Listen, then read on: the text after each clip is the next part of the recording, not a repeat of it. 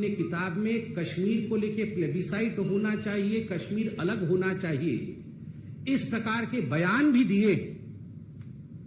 उन्होंने आज कहा है कि आतंकवादी के मन के अंदर, आतंकवादी के दिमाग में क्या चल रहा है, हिंदुस्तान का यह फर्ज है कि हिंदुस्तान ये जाने।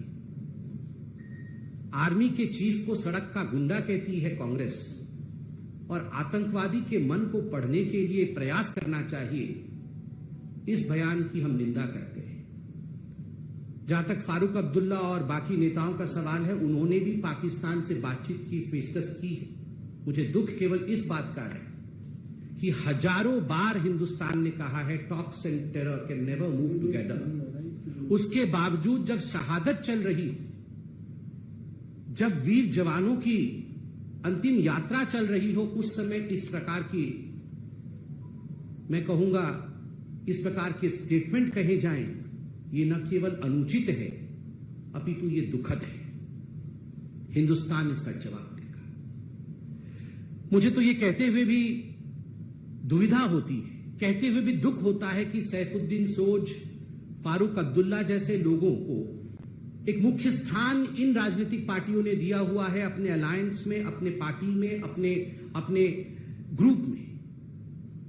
उनको बॉयकॉट नहीं करते, मगर बॉयकॉट करने की बात आती है तो लोकतंत्र में पत्रकारिता को किस प्रकार बॉयकॉट करना है, उसको लेकर ये लोग आगे बढ़ रहे हैं। ये जो इंडी अलायंस है, आप सभी जानते हैं आज 15 सितंबर है। 15 सितंबर यानी अंतर्राष्ट्रीय लोकतंत्र दिवस, इंटरनेशनल डेमोक्रेसी डे। आज के दिन जिस प्रकार का एक सर्कुलर ये इंडिया अलायंस या घमंडिया अलायंस कह लीजिए, उन्होंने जारी किया है, और कुछ पत्रकारों का नाम, बकायदा नाम लिखकर जारी किया है। यह हिंदुस्तान के लोकतांत्रिक इतिहास में पहले कभी नहीं हुआ था कि इस प्रकार पत्रकारों के नाम के साथ कि हम उन्हें बॉयकॉट कर रहे हैं, एक सर्कुलर जारी किया जाए।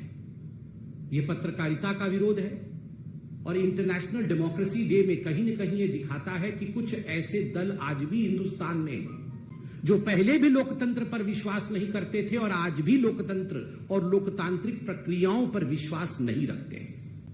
एक इतिहास है, there is a chronology in history. आप याद कीजिए, पंडित नेहरू, हिंदुस्तान के पहले प्रधानमंत्री, 10 मई 1951, 1951, 10 मई 1951, हिंदुस्तान का पहला अमेंडमेंट, हिंदुस्तान के संविधान का जो पहला संशोधन होता है, वो संशोधन क्या था? The first amendment of the Indian constitution was to curb the freedom of expression. किस प्रकार से रेस्ट्रिक्ट किया जाए फ्रीडम ऑफ स्पीच को, यह पहला संशोधन, प्रथम संशोधन था पंडित जवाहरलाल नेहरू का, भारतवर्ष का। आप सोच के देखिए, भारतवर्ष की उस समय इंटरिम सरकार चल रही थी, इलेक्शंस भी नहीं हुए थे, मगर एक इंटरिम गवर्नमेंट द्वारा पहला संशोधन, यह किस प्रकार फ्रीडम ऑफ स्पीच को रोका जाए उसको लेकर था। इंदिरा गांधी 25 जून 1975, 25 जून 1975, declaration of emergency, the black day in the history of India's democracy.